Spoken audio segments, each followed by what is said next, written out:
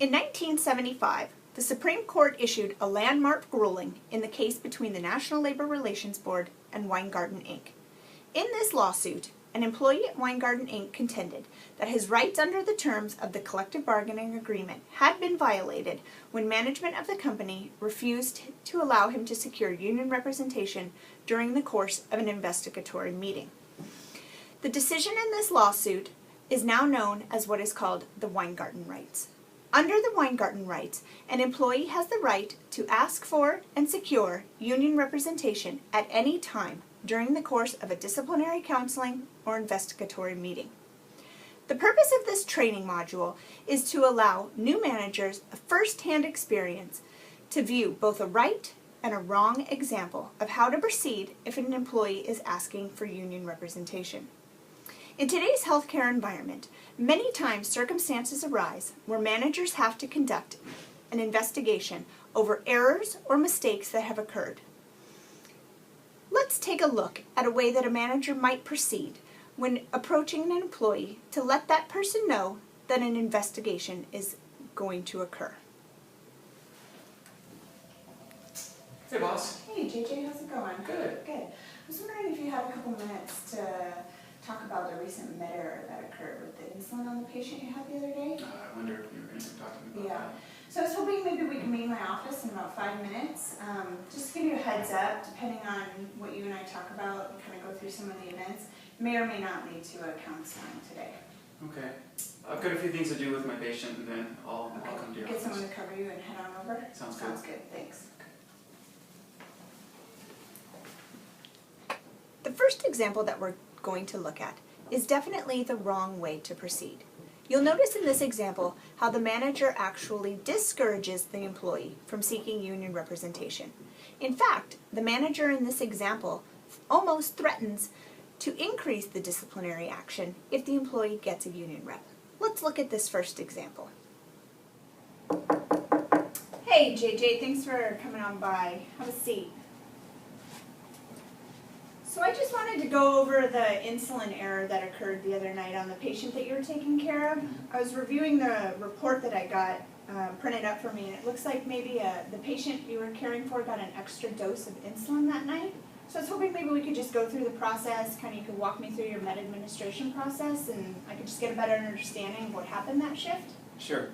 But before we go on, I was thinking about what you said earlier about this maybe ending up in me being written up. I wouldn't worry about it too much. Right now I'm just trying to find out a little more details on what happened that shift, but we're just talking right now. I'm just going to take some notes. It's just a little dialogue, a little investigation. I think if this winds up in counseling, I'd feel a little bit more comfortable if I had a union rep here. This is just pretty informal this time. I mean, you've never been in counseling for anything before, so this, if it does, it would just be a verbal counseling for you. So I think we're good. Let's just keep going. You just kind of walk me through your process for that evening and give me a little bit of a better understanding of kind of how the error might have occurred. Even if it's not a big deal, I think I'd still feel a lot more comfortable if I had a union rep. Well, like I said, we don't want to escalate this any more than this. I mean, for the med error, it might just be a verbal warning, but if you don't want to talk about this, this could end up being up on into a written or worse. The next example that we're going to see is the correct way that a manager should proceed if an employee is asking for union representation. Let's take a look at this example. Hey JJ, thanks for stopping by. Come on in, have a seat. So I just wanted to go over with you the insulin error that occurred the other night on the patient that you were taking care of. I got a report printed up for me, and it looks like maybe an extra dose of insulin was given on the patient you were caring for that shift. I just kind of wanted to get a better understanding of what might have happened that shift, maybe have you walk me through your med administration process and just get a better idea of how this error might have occurred. Okay. Yeah, I was thinking about something that you said earlier, though, about, me maybe getting in trouble over this. You know, I was looking through your file, and you've never been in counseling for anything before, so there is a policy on double identifying meds, so it could lead to a verbal counseling, but This is to start off with just an interview, or you and I, to try to get a better understanding of what might have occurred that night. If that's the case, I think I might need a union rep.